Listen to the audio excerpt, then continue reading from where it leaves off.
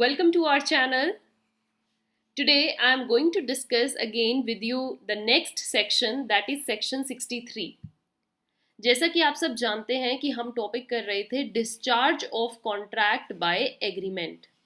Contract को हम कैसे वाइंड अप कर सकते हैं, कैसे ख़त्म कर सकते हैं, and we have discussed various veg.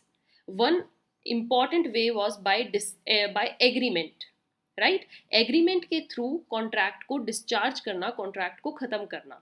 तो इस टाइम मैंने आपको लास्ट सेशन में डिस्कस किया था सेक्शन 62 टू 67। मैंने आपको बताया था कि by agreement these are the sections. So among that, section 63 is also a part of this कि कैसे कॉन्ट्रैक्ट को डिस्चार्ज किया जाता है थ्रू एन एग्रीमेंट. सेक्शन 63 हमें बताता है रेमिशन ऑफ परफॉर्मेंस. रेमिशन ऑफ परफॉर्मेंस का मतलब कि आपने दूसरी पार्टी को फ्री कर दिया, ये कह के कि भैया मेरे लिए इतना ही काम बहुत है, अब तुम बस जाओ, right. I am fully satisfied with whatever you have done and you are also free from this further contract. मैं आपकी परफॉर्मेंस से पूरी तरह सेटिस्फाई हो गया, यू आर फ्री, ये कहता है सेक्शन 63. तो आज के सेशन में हम ये जानेंगे कि क्या हम जिस पार्टी को फ्री कर रहे हैं, जिससे एक पार्टी सेटिस्फाई हो गई है, क्या वो दोबारा से उस पार्टी को स्यू कर सकता है कि ला भैया बाकी की जो बची परफॉर्मेंस उसको कर, मैंने तो तब तुमको ऐसे ही जाने दिया था. तो ये सब चीजें आज हम इस सेशन में जानेंगे माय डियर स्टूडेंट्स. पे योर अटेंशन.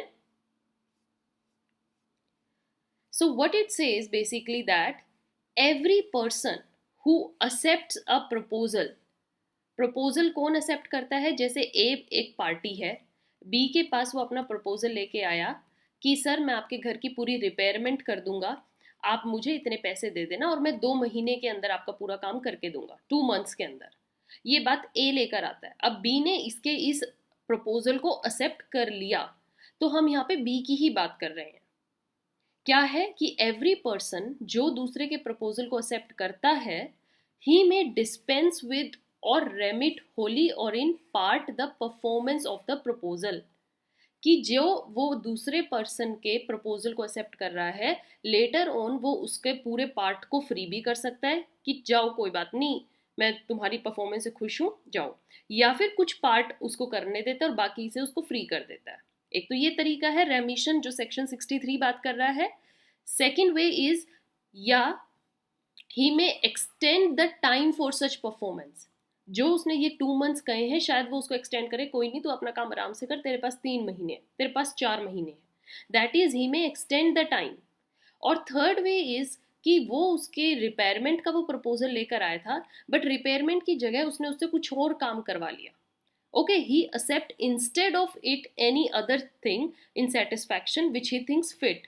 तो अगर ए भी उसमें खुश है, बी भी खुश है, तो भैया उसने अपनी तरफ से परफॉर्मेंस कर दी. ये 3 तरीके हैं जिससे आप उसको रेमिट कर सकते हो. तो बेसिकली सेक्शन 63 यही कहता है that permits a party who has the right to demand performance to remit or dispense with it. या तो तुम उस पार्ट को रेमिट कर दो इन पार्ट, या फिर कुछ पार्ट उससे करवा लो, या फिर टाइम को एक्सटेंड कर दो उसकी परफॉर्मेंस में, या you accept any other satisfaction instead of the performance. These are the 3 ways through which you can remit the other party, remit the performance of a contract. All right. Now इस statement पर आप थोड़ा ध्यान दीजिएगा my dear students, बहुत ही important thing है. क्या है? दैट की acceptance of a lesser amount of money where more is due. जहां पर कि कुछ ज्यादा पैसे देने थे, सपोज आपने किसी पार्टी को 5 लाख देने हैं और आप जस्ट 3 लाख दे सकते हो उस टाइम पर, तो अगर दूसरी पार्टी 3 लाख में फुल सेटिस्फाई हो जाती है, that is a good discharge of the whole liability.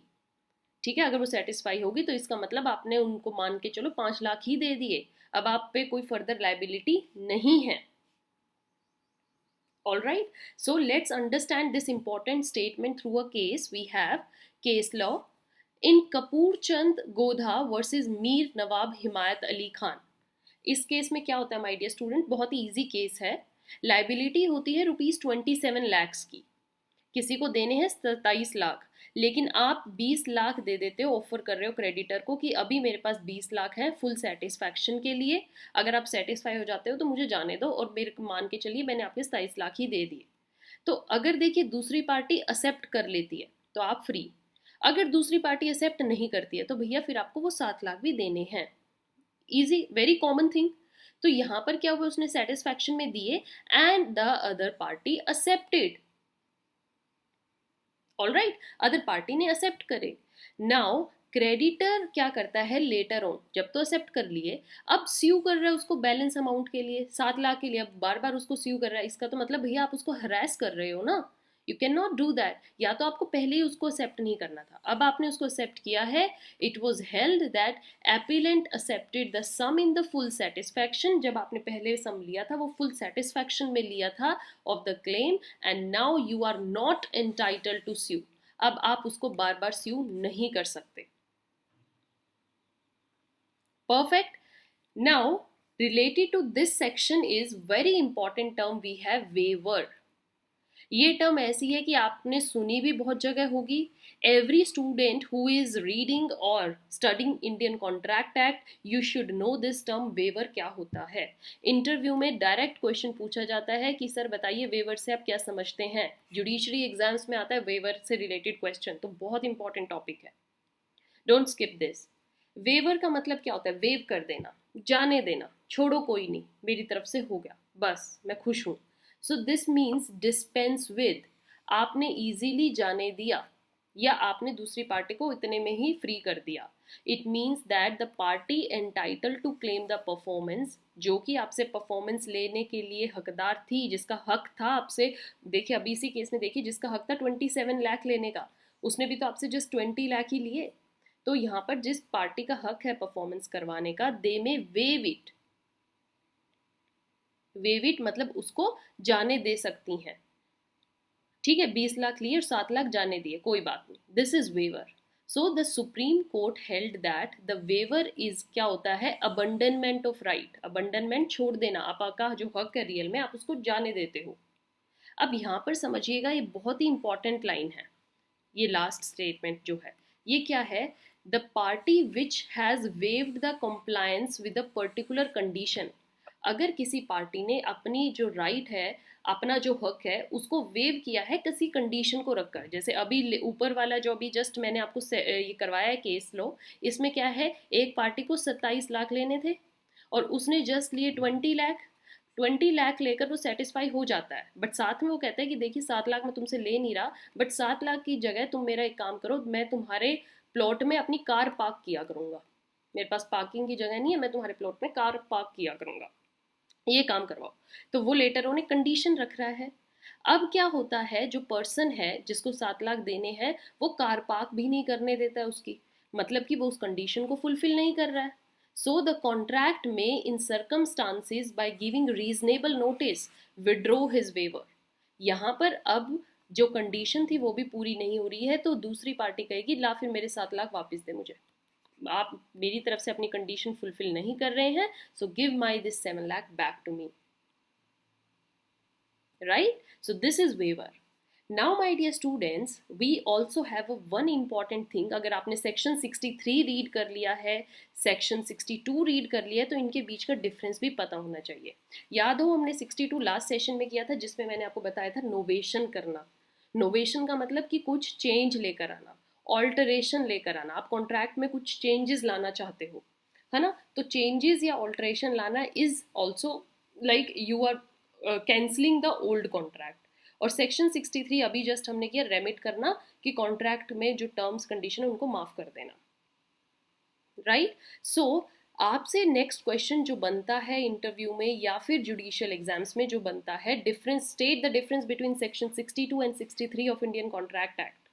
तो ये आपको बहुत अच्छे से करना है। सेक्शन 62 हमें क्या कहता है कि this is the provision for novation, इसमें नोवेशन किया जाता है, नया कॉन्ट्रैक्ट बनाया जाता है with new terms and condition, and this require agreement भी होना चाहिए और इसमें कंसीडरेशन भी होनी चाहिए। देखिए नया कॉन्ट्रैक्ट बना रहे हो तो उसमें वो सारे कॉन्ट्रैक्ट की all the things are necessary, agreement भी, कंसीडरेशन भी। बट सेक्शन 63 हमें कह रहा है कि it doesn't require any agreement, यहाँ पर कोई ज़रूरत नहीं है किसी एग्रीमेंट को बनाने की या फिर कोई कंसीडरेशन इन्वॉल्व करने की। आप जाने दे रहे हो कोई भी चीज़, जाने दीजिए, इसमें फर्दर कोई फॉर्मेलिटीज फुलफिल नहीं करनी है। Okay. The next difference is also very important कि जब आप नया कॉन्ट्रैक्ट बनाते हो तो उसमें क्या होता है, it must be made before the breach of the original promise. जो आपका ओल्ड कॉन्ट्रैक्ट था वो कैंसिल होने से पहले ही नया कॉन्ट्रैक्ट बन जाना चाहिए। जैसे ही आपका नया कॉन्ट्रैक्ट आया, ओल्ड ऑटोमेटिकली कैंसिल हो जाता है, उसकी ऑलरेडी ब्रीच हो जाती है ना। सेक्शन 63 में ऐसा नहीं है। अगर आप कोई भी चीज़ रिलीज करना चाह रहे हो, प्रोमिसी अगर प्रोमिसर को रिलीज करना चाह रहा है तो वो ग्रेचुटस एक्ट होता है।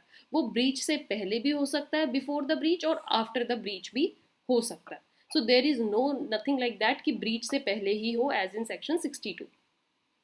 So my dear students, with this we discussed section 63 in detail. I hope आपको section 63 के सारे basic things पता लगी हो, 63 क्यों इतना important है, what remission is, what waiver is, and with this session is over. We'll meet you in next session with next topic. Till then, stay tuned, keep watching, keep sharing. Thank you.